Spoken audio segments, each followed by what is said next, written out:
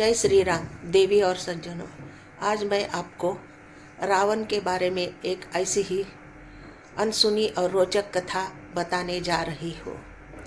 त्रेता युग में जब लंका में राम और रावण का युद्ध चल रहा था, उस समय रावण ने ये जाना कि वो पराजय की ओर बढ़ रहा है। तब उसने अपने 60,000 अमर राक्षसों को बुलाकर उन्हें युद्ध भूमि में जाने की आज्ञा दी। वे ऐसे सैनिक थे जिन्हें काल भी नहीं खा सका था और आगे भी उन्हें काल नष्ट नहीं कर सकता था। वो अमर सैनिक थे।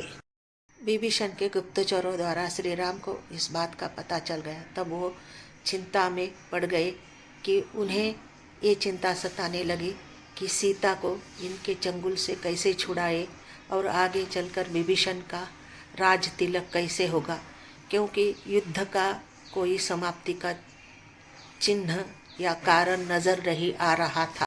श्री राम के इस स्थिति से कपिराज सुग्रीव और वानर सेना विचलित हो गए और वे सोचने लगे कि हम युद्ध तो अनंत काल तक कर सकते हैं, मगर विजय श्री का वरण नहीं कर सकते, क्योंकि इस युद्ध का परिणाम ना पूर्ण विराम पे आ रहा था, ना विजय में आ रहा था।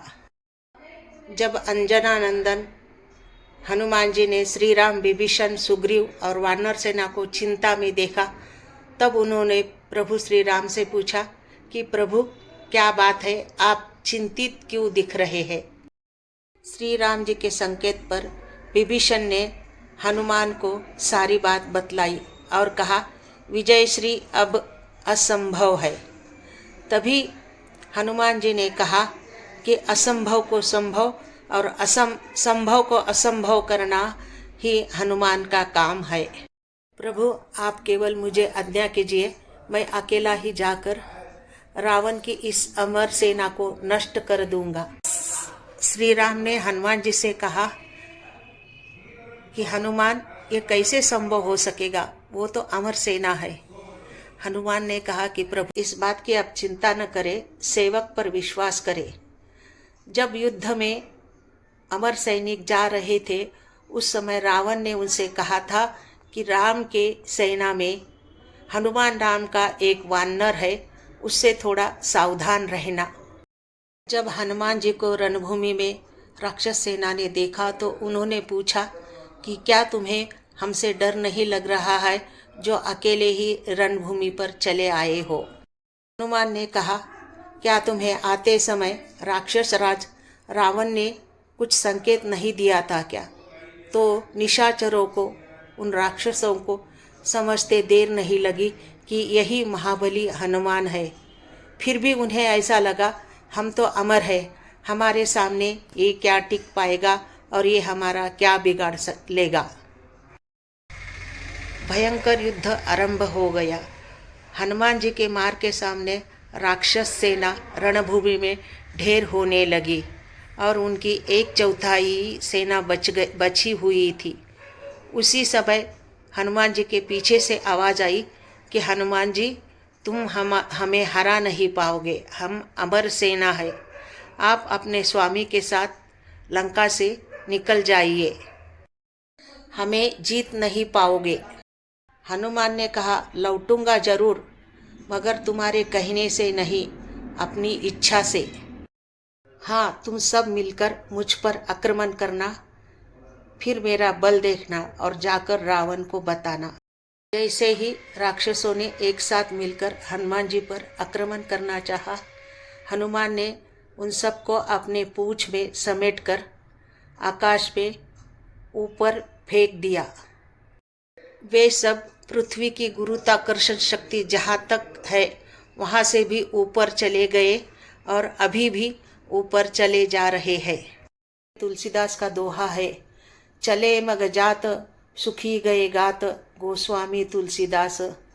पृथ्वी की गुरुत्वाकर्षण शक्ति से परे जाने के बाद वो सब सूख गए। अमर थे, इसलिए उन्हें मृत्यु भी नहीं आई।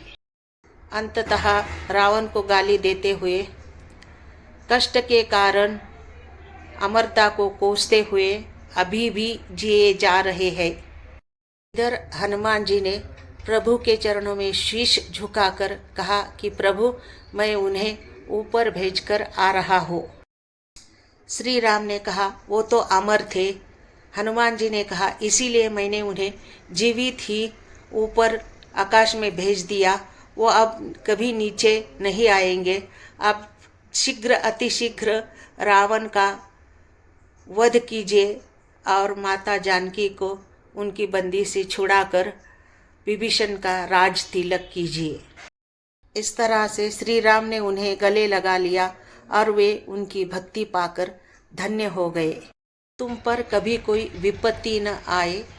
तुम्हारी वीरता के समान साक्षात काल देवराज इंद्र, महाराज कुबेर और भगवान विष्णु की वीरता भी नहीं सुनी है। ऐसी थी ये हनुमान जी की वीरता की कहानी।